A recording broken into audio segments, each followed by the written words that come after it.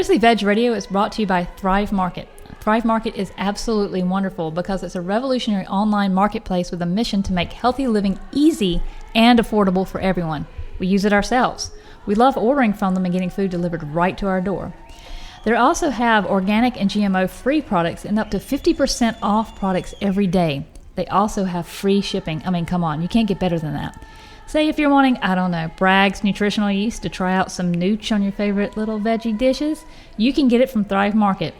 And Thrive Market's members pay a low member fee of $59.95, and that's less than $5 a month, and currently offer free national shipping on orders of $49. Like I said, free shipping, can't beat it. So start your free month trial now. Yes, that's it, free month. You get a whole free month of getting whatever goodies you want delivered right to your door by going to curiouslyvegradio.com/Thrive Market and sign up and get that good stuff delivered to your door. And Curiously Veg Radio is sponsored by Audible.com. Get a free audiobook download and 30-day free trial at audibletrial.com/CuriouslyVegRadio. Between working on all the sites we have and getting this magazine ready, I don't have too much time to read. But what I do have time to do is listen to How Not to Die, Discovery of Foods Scientifically Proven to Prevent and Reverse Disease, written by Michael Greger, MD. You can get that title and over 180,000 other titles for your Android, Kindle, or MP3 player. Get your free audiobook download now at audibletrial.com/CuriouslyVegRadio.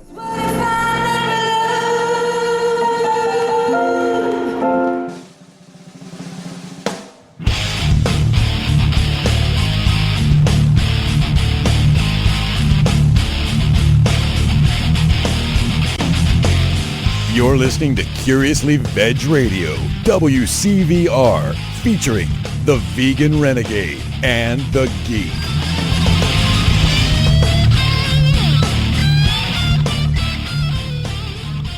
I had an alarm to get up. I would have one. Like go off every like 5 minutes or so, just like make sure. Don't you just wake up at the first one?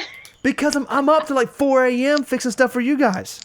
Yeah, but then it's time to wake up. You know what? I always start the show, I'll get lectured. So you know what? Hey guys, welcome to episode 29 of Curiously Veg Radio. Yeah, told you I would start it randomly. Yeah, see. For those returning or those new to the show, Curiously Veg is a movement which will open the dialogue between vegan, vegetarian, plant-based, and non-plant-based people alike in an effort to help educate and open the hearts and minds of others, where we educate, not intimidate. Oh, where's my thing?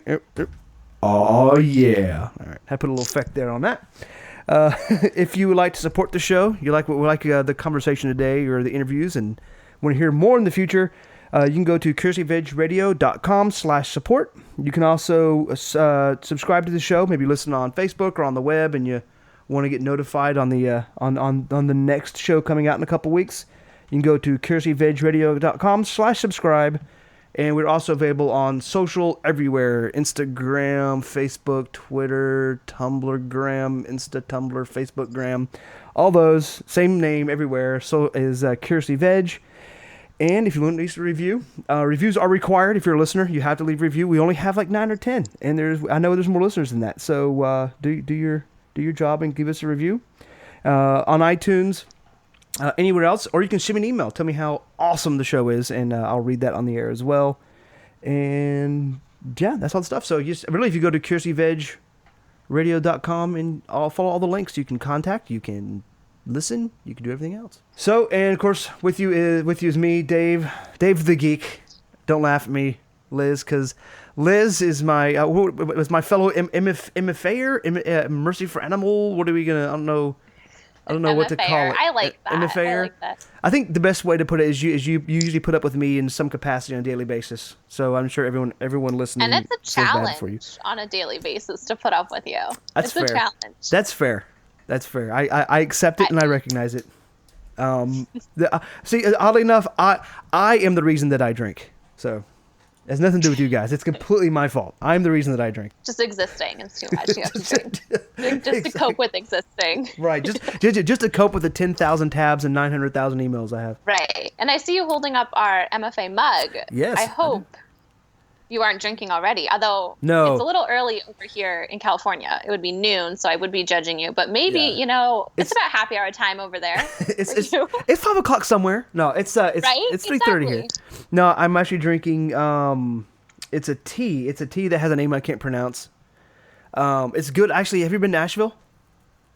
I have not, but it's on my list to Okay. visit. There's an awesome tea house there. Just fantastic. It was a wall. Are you a tea drinker? I knew you're a coffee drinker. I'm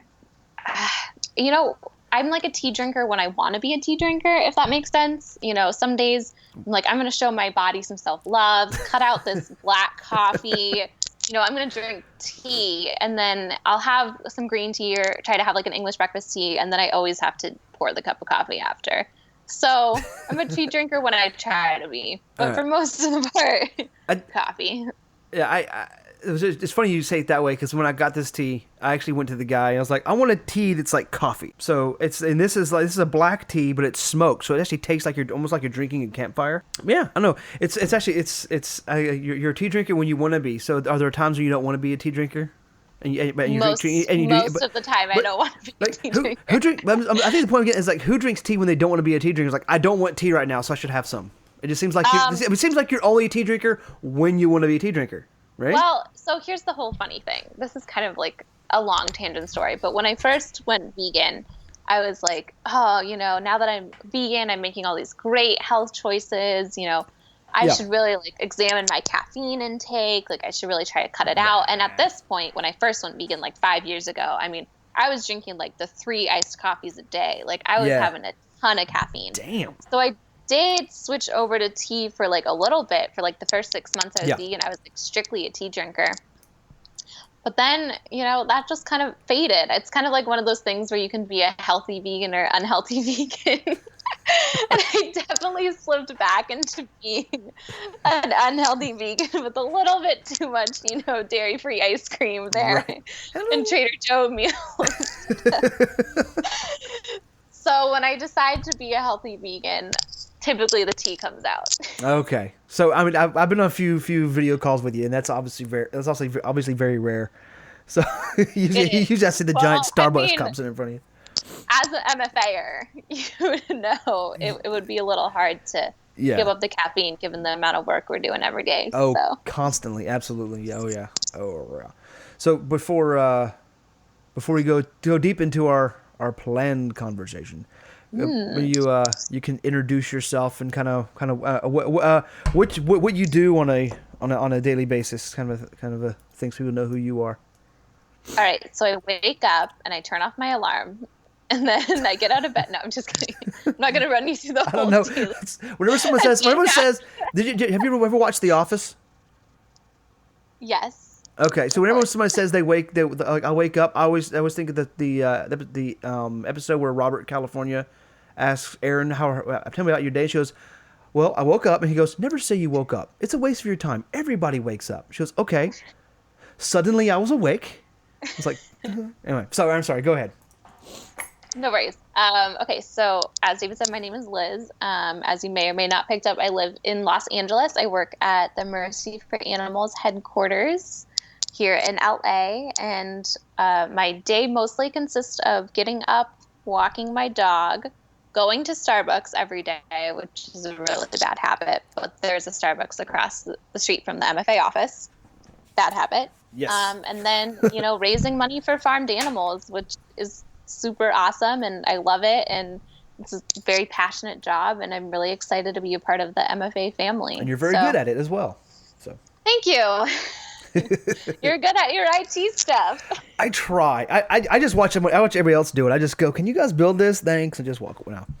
Well, the good thing I think about being in IT is people have very little understanding about how it works and like what happens. Right. So you can tell us, oh my gosh, we did all this, et cetera, et cetera, et cetera, and all of our eyes glaze over, and we just have to take it at face value that it's an accomplishment. Right. Kind of the downside in my position is I'm a tangible, measurable performance metric. They're like, how much money did you raise? What did you do? How many people opened this email? I don't get the luxury that you do, which is the eyes glaze. and we just have to accept that you did great things. It's funny on the opposite side of that. If something with yours doesn't go quite right, it's like, well, let's look at how we can improve these numbers. Something our stuff doesn't go right, it's All just hell breaks broken. loose. Like Yep. everybody's stuff goes down. So yeah, it's I feel you. Oh, I yeah. don't have as much pressure. I will acknowledge that. Oh I yeah, take no, it- no, you have plenty of pressure. That's not the point. Anyway, so we can talk. We talk about this all the time. But speaking of things, kind of going awry. Yes, and being how under pressure. Yes, and how we handle these things. I reached out to you because it was I had a whole nother show planned for today, completely different. And then the New Year's happened. I don't know if you watched the New Year's Rockin' Eve or whatever it is Whatever it's called. It used to be Dick Clark New Year's, but it's Ryan Seacrest he died. now. Yes. So now it's Ryan Seacrest, Yes. and there's no mention that it's not Dick Clark's Rockin' New Year's. It's not mentioned whatever. anymore. I don't want it would have to be on. Well, what I noticed is not that I'm a fan or avid listener of Mariah Carey, but I noticed that she was having some technical issues and wasn't handling it very well. She had technical issues and she just kind of stomped around and just fidgeted with her hair and necklace, kind of frustrated and and really being very vocal. Not to mention the death stare that she was giving was also very obvious. I can only imagine the kind of awkwardness that everyone in the audience felt, because I was having secondhand embarrassment for her at home, but I can't even imagine being in the audience. And you wait all day in the freezing cold for New York. You were lucky enough to get a place. You got your ticket. You're so excited. This is your memorable New Year's. It's 10 minutes before the balls drop in. You're closing the night with Mariah, right? And then this happens, right? And she has that kind of reaction, right? And you have that, and then someone had posted, I don't remember who it was, posted on Facebook a similar instance with Adele, which I mean, again, I've listened to a lot of her stuff, but I love her. I love Adele's voice. She has that great kind of sultry kind of a sound. But she had a similar problem, and I shared the video with you, and her audio just cuts out. And she has a moment of kind of like what just happened, but picks up and keeps on going with it. And there's a few that happened at like the Grammys too. Audio was hammered and just kept on rolling with it.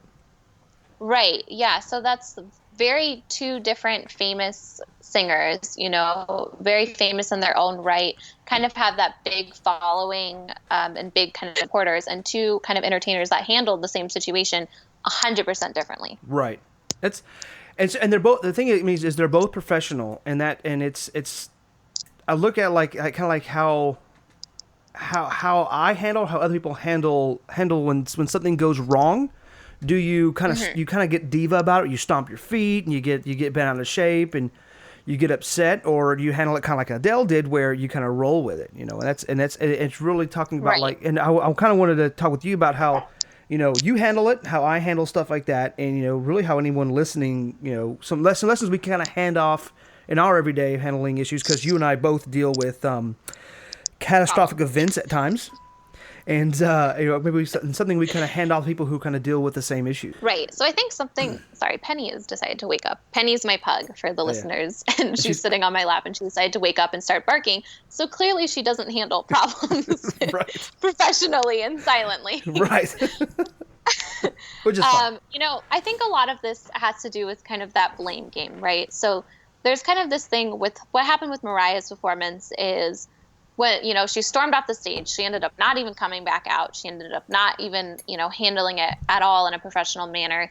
And then it was kind of the blame game, right? So, her team was really quick to point the blame on the production company. They blamed it on faulty mics. They blamed it on not time to rehearse. They blamed it on, battery packs dying and her earpiece not working. And then she tried to sing live, but she couldn't hear over the crowd and stuff like that. And so they were really quick to, blame someone else rather than kind of issue that apology statement and just kind of be like, I'm sorry, this is what happened. I'm sorry for the fans and supporters I disappointed. She was really quick to blame. And, we talked a little bit about Dick Clark no longer being with us. And one of the things her team even said was we love working with Dick Clark when he was still alive, but his production company didn't handle this well. And, it just kind of goes back to the whole thing is when problems go wrong, you know, it's this whole blame game of people need to point the finger at other people, which isn't always beneficial. Right, and that's interesting because I looked at how Adele responded to those things, and she was like, "Hey, the mic fell on this, or audio probably sorry about the audio issues. You know, apologize to the fans. I'm gonna go grab some like fast food and just kind of deal with it. You know." Yeah, she didn't blame everyone else. Right. She just stood on the stage. She continued singing and having the audience fill in for the words. And then, you know, she was quick to, when the audio did come back on, she was quick to make a joke about it, to talk about it, to acknowledge it, to apologize. You know, she didn't like call for her music producer, whatever's head, right. and was like, why did this not work? Right. Like, why? It's your production company fault. She just rolled with the punches. I think, you know, and I think this is an example of course this isn't the Mariah Carey Adele podcast in any sense, but show. But I think it's an example of trusting a team of professionals. Mm-hmm. You know where where Mariah in this sense blamed those professionals. You know, I don't think in any instance someone just like poured coffee in the keyboard and just stood up with their middle fingers in the air, like deal with it. You know, this was not a sabotage. No one was purposely cutting wires behind her back or purposely, you know, this is a major event that has millions of viewers. Of course, the production company wants everything to go right. Like they're not plotting in the background saying, oh, we're going to have millions of viewers. Let's make this go wrong. Like, no, they wanted to go off without a hitch, especially the people standing there in New York in the freezing cold. Right. They want to reward them and keep them coming back year over year. Oh yeah, and I think that's an important lesson is when you're in a situation where something goes wrong or not going right, it's important to react appropriately. It's also important to trust the professionals around you. So where again Mariah blames them, and I can tell. I could tell like Adele handled it in this situation of like the professionals behind the scenes, making sure the audio is right. Something went wrong. Let's just roll with this until these guys can jump in and get things fixed. You know, because I'm sure as soon as audio went awry, people are running around, plugging in wires, hooking in, seeing what's wrong with the audio system. And so I think it's part of trusting, whether trusting your team or trusting others that have other responsibilities that maybe you don't have control over. And it's great that you say that, because one of the things that has happened, at MFA, obviously people make mistakes. Obviously things happen that shouldn't, errors go out. One of the best things my supervisor said to me, and our vice president said, this isn't about a blame game. I'm not interested in like pointing blame or finding blame. Right. We're always interested in figuring out what wrong and then putting plans in place so that way next time these same things don't happen. And that's kind of the same thing. They're live performers. So what should have happened is she should have consulted with the team, figured out what went wrong, and then put plans in place. So next time she does a live performance, the same thing doesn't happen again. Right. Yeah, exactly. It's funny, and it's also important. You bring up a good point of when something does go wrong, assessing what the issue is and making a plan for the future. But unfortunately, in that instance, there was no plan. Like something went wrong when it happened. I know, for us, if I get an email that there's errors or get something's gone down, I trust my team, regardless of depending on which side is causing the problem, which side is having the issue, to be on top of it. And I call and say, hey, I'm getting errors. Yep, I got them too. I'm heading where I have good access. I'm gonna knock this out, and they handle that. So like I said, so part of it is trusting a team, and like you guys trust us. This thing goes down, we're going to fix it. You may shoot us an email, hey, what's up? But nothing you can do. At this point, you're trusting the team that's outside of your control to do their jobs. And I think... Go ahead. Oh, wow. You actually stopped talking. Normally when I try to interrupt I'm going to go ahead and go, and you just go ahead and ride. I got it recorded. I'm just saying, you're the one that told me you could talk my ear off for hours, which I know to be true. Yes. So I got to get my thought in and my point in now before I'm sitting here 4 hours later. Okay. Go ahead. I think, when we look at Mariah too, this is someone who is known as kind of that diva behavior. Right. And, we've just talked a lot about trusting our team, trusting other people in our lives when things go wrong, to be able to be there and help us and back us up. And I think it almost comes down to this ego thing where, the people that sometimes struggle with this and the people who want to find blame and don't want to look inwards to themselves, it kind of comes down to an ego problem where, you know, they themselves can do no wrong. So therefore they have to find like the person who's responsible. Right. I mean, so the great example in the two videos is, you know, Adele didn't have the ego thing. She kept singing even though no one could hear her, you know, and she tried. Whereas like Mariah, no, try saying that 10 times fast. Mariah. Rather than tell people to cut all the music and have her sing live or cut anything, she just stood there. You know, she didn't even really try to make that effort that Adele did, which was just to carry on.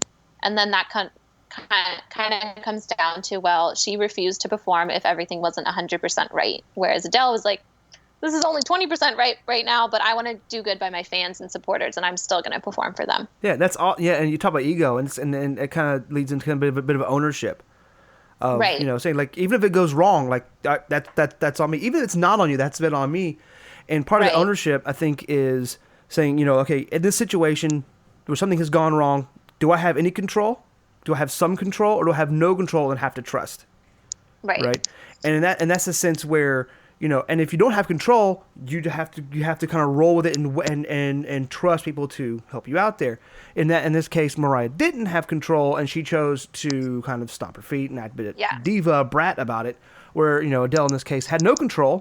So what do you do when you have no control? You can't, you know, to stop would be unprofessional.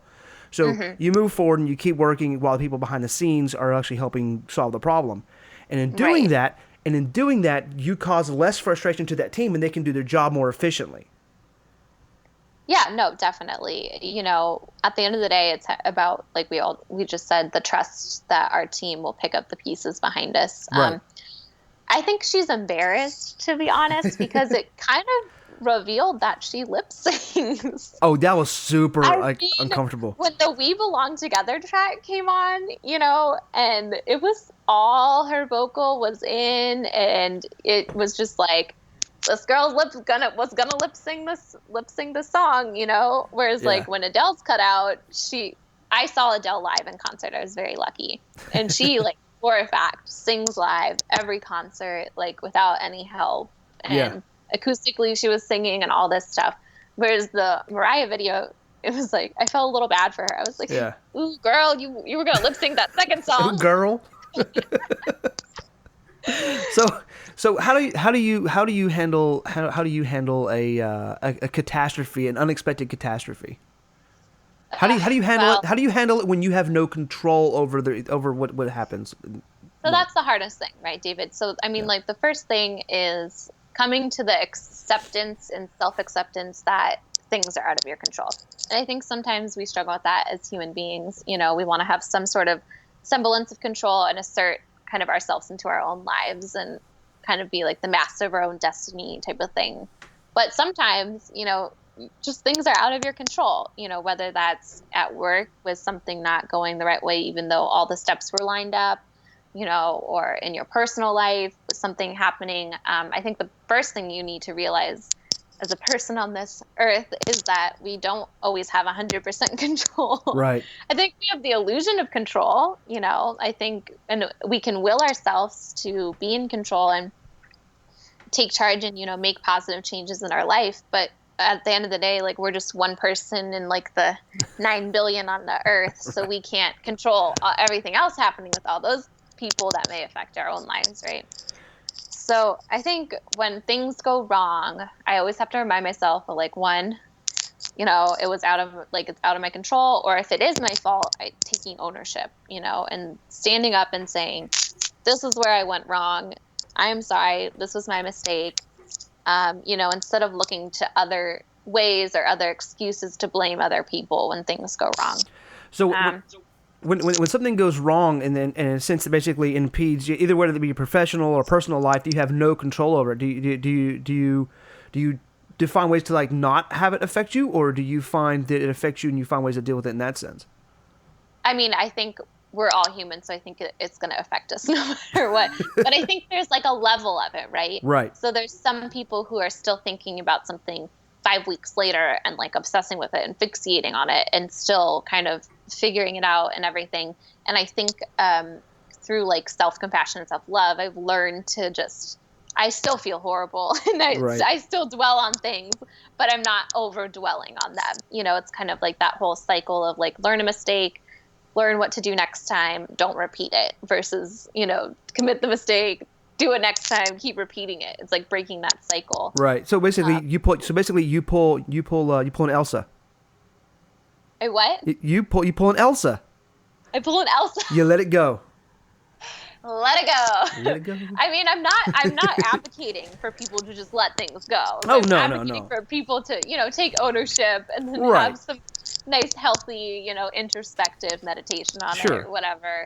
And then let it go. I think to some degree, if like, especially something you don't have control over, you kind of have to kind of go and just let it go, because you have nothing you can do. If like if any of our platforms we use to take payments isn't working, I can send an email, but if their system's not working, I have to kind of, okay, this is not my problem. I have to keep up with it, but it's not my problem. I have to almost like go, all right, let me go when you're ready, guys. Let me know when you're set up. I think we should all strive to have the Adele reaction to things in life and not the Mariah reaction. Right. When things go wrong, be Adele. Right? Yep, exactly. There we go. And that was her. She kind of let you like, okay, I have no control of the audio and the microphone and where the mics are inside the piano and like that. I just carry on and let it go, address it later if I have to, but what are you gonna do? So to kind of flip it in the head. Now, what do you do if? How do you handle a situation? Not a specific situation, but in general, when something goes wrong and you do have control. Oh, remaining calm. Like it hits the fan. No, definitely. And I think at least for a personal level, in the past, my reaction and kind of like my snap reaction to everything has been to have like an emotional response. Right. Like a very emotional, feely, kind of like empathetic person. I don't believe it. When shit hits the fan, so to say, it's super hard to not just immediately slide into kind of that like emotional instinct, like, oh crap, I'm horrible, I'm the worst person ever, like this is all my fault. Kind of like that spiraling like depression and self-doubt cloud kind of comes out of nowhere. Right. So I think I have been practicing and been trying to grow as a person to not have like that initial self-loathing kind of reaction when shit hits the fan. So part of the way I'll kind of do that is just give myself a little pep talk, like, all right, this is bad, but here's what we're going to do about it. And I sometimes find that like focusing on a plan, no matter how unachievable or achievable it may be to like address the problem, like helps. Like I've definitely like made to-do lists in the past to like write it out, to like make myself feel better and like cross things out, or breaking down like larger problems into steps. So doing like really manageable, easily achievable steps first, and then kind of like working my way up to like the more difficult steps to like fix. But it's definitely hard to not have that, emotional self-hate reaction when things go wrong. Oh yeah, and I think that's like for me, like on IT, things can just go wrong. Servers go down. We get too many connections on a database, and it blows up. And that happened a few weekends ago. And most of y'all didn't even know what happened. I think it was like just IT knew, and then like Nathan and I think Matt knew, the ones that knew, and at least at the time.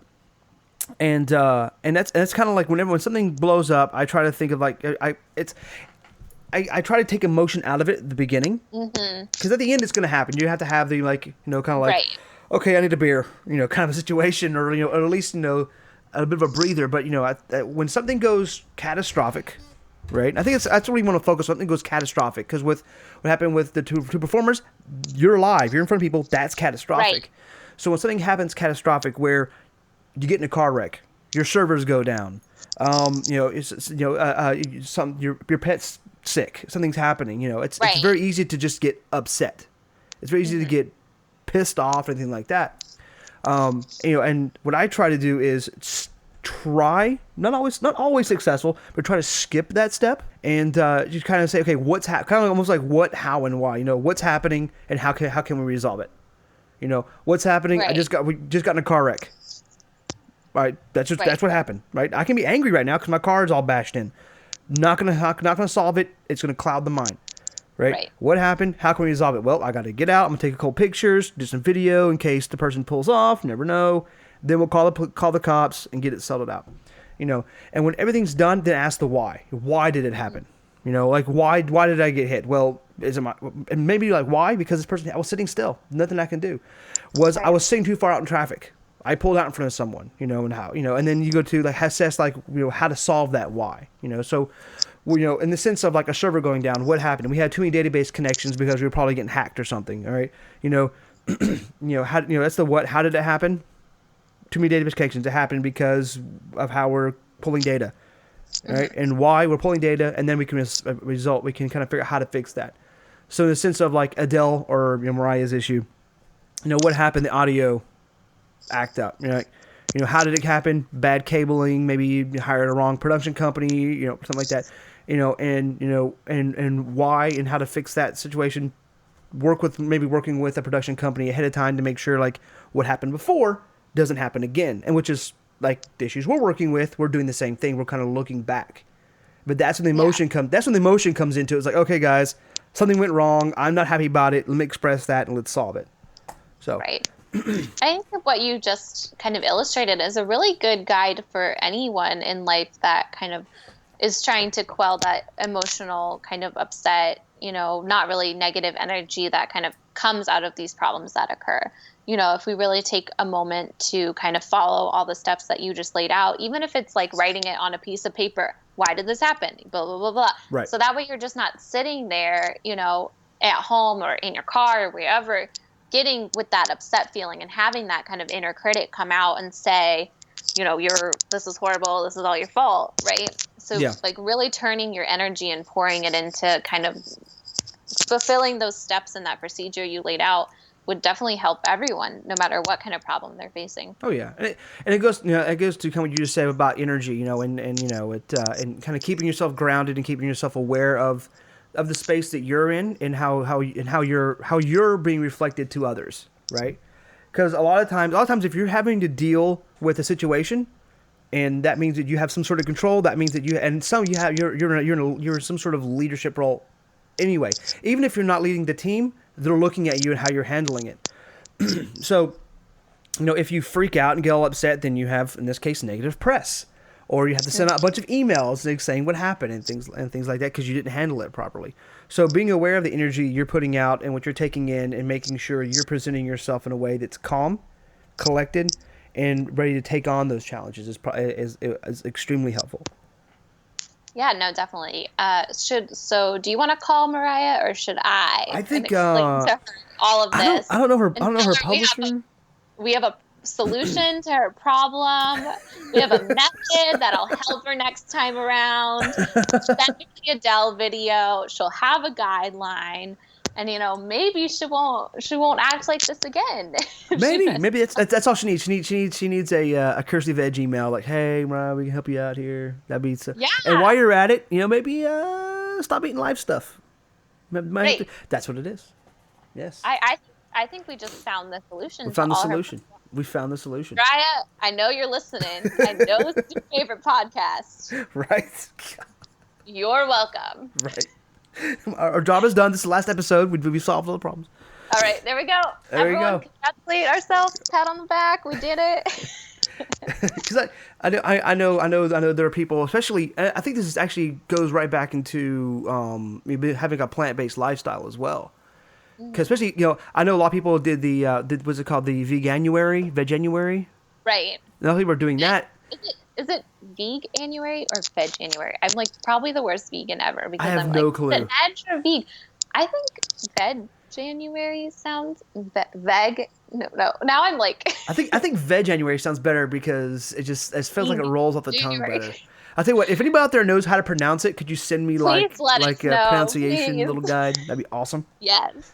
In fact, leave a review, and in your review, let me know how to pronounce With a little, everything where we're supposed to little emphasize, where we're umlauts and supposed stuff. to fluctuate, everything. Yeah, but I think this goes a lot like to health in general, because New Year's resolutions, New Year, New You, people follow on that, and you hit those roadblocks, you hit those issues. You're planning to go more eat more plants in 2017. Right. And you hit that point where you make a mistake or something's in your way and you have a problem with that. So how long have you been vegan? Or It's gonna be my 5-year anniversary, like January 20th, around there. Really? So yeah. Getting on it. We're like a few days I out. know. Yeah. So I'm excited.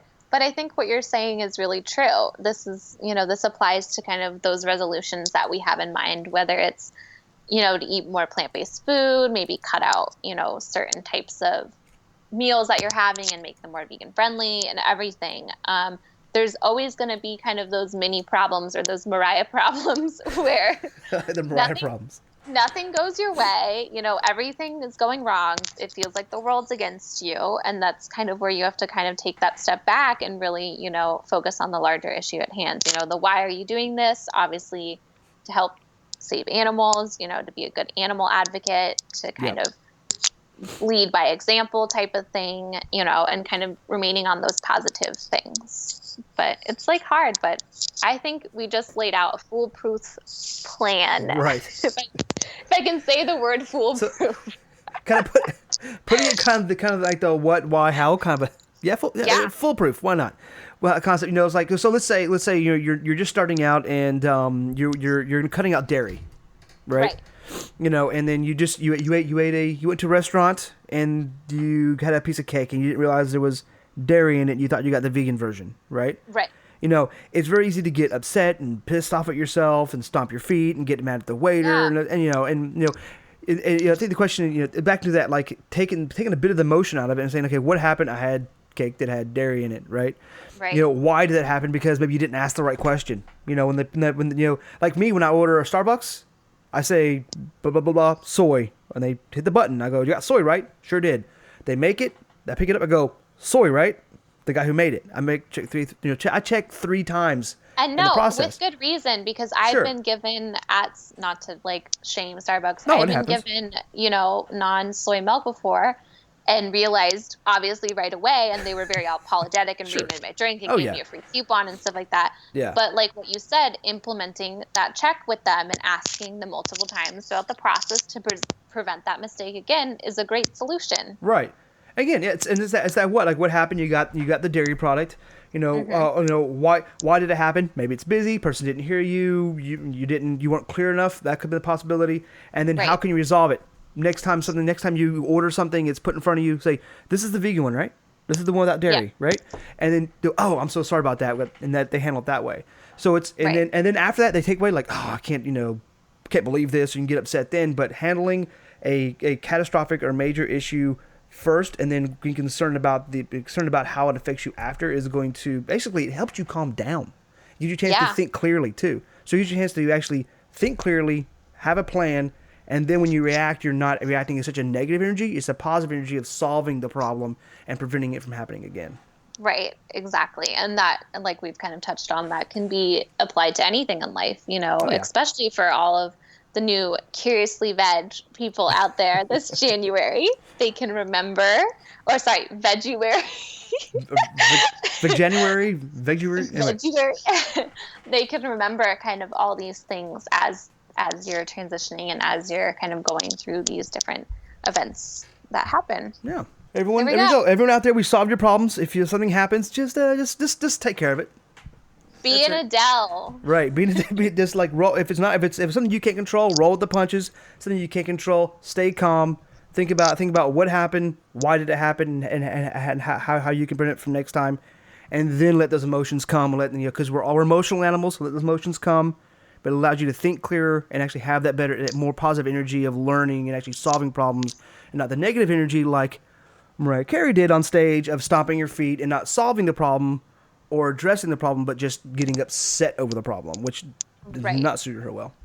And I think one of the best pieces of advice I was ever given about how to deal with kind of those emotional reactions is that, your feelings are just temporary visitors. Right. Right? So we're never 100% always all the time feeling sad. We're never 100% all the time always feeling happy. We're never like stuck with these feelings. Right. They're just kind of hanging out while we're processing with them, while we're dealing with them. Sure. And then they move on when another feeling comes in. Right. It's funny, and it's kind of on topic, but it's you talk about that, and we don't realize how resilient the human species is. Mm-hmm. There are times in our lives where we've all dealt with something stressful, whether it be like our house burning down or breaking a bone, and you think like, oh, if my house burned down, I would never recover from that. Right. Right. And then 3 months later, you're in a new house. You got interest money. You replaced the stuff that you needed, and you're rebuilding, and you're out. Fine. A loved one passes away. I wouldn't know what to do if so and so wasn't here with me anymore. Right. They pass away, which is extremely sad, and as it should be. And then 3-4 months later, you're out with friends, and you're laughing, and you're fine. And we don't realize how resilient we are, and that goes back to emotions. Like if I asked you, tell me all the times you were like extremely angry, you'd probably think of 3. Right. I could never, but in that moment, I feel as if my anger is going to be here forever. Right. And I think that's where we need to, remember how resilient we are, like you said, as well as the fact that our feelings are just kind of temporary visitors in this moment. Exactly. That's awesome. I like that. Yeah, your feelings are just temporary visitors. It has helped a lot. Like, it is, definitely. yeah. I mean, I did explain a little bit earlier how, like, before my initial reaction was very emotion based, and this has kind of definitely helped me take a step back and, analyze things and kind of prioritize things instead of just having that like snap reaction. I like that. Your feelings, your emotions are temporary visitors. It can be either, because feelings and emotions kind of the same thing, right? So let's talk for an hour on that. No, I'm just kidding. David, tell me a time where name all the times you were angry. Right? Oh yeah. Oh, I can name all of them. Every day. That's my secret. I'm always angry. Oh. Come on. Avengers.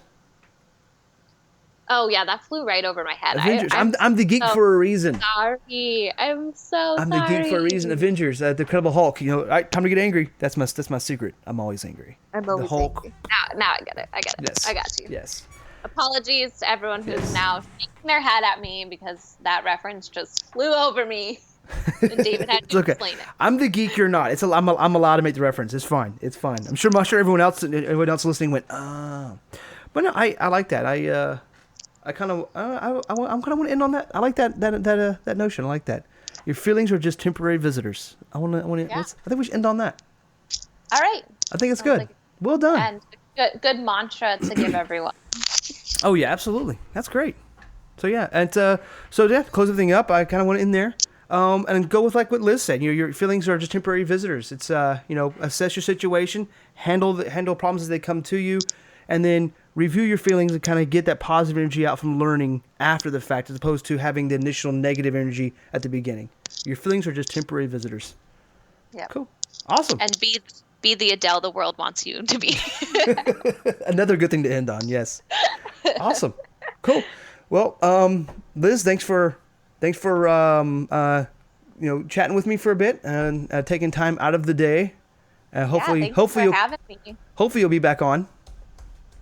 Yeah, hopefully. I'll come up to LA. Maybe I'll force you to record an episode while I'm out there or something. Oh yeah, that'd be fun. In-person episode. Yes, I'm gonna entrap you and make you record something now. But all right. All right. Well, until 2 weeks from now, when you guys hear my voice again, which I apologize ahead of time. All right. Bye, guys. Bye.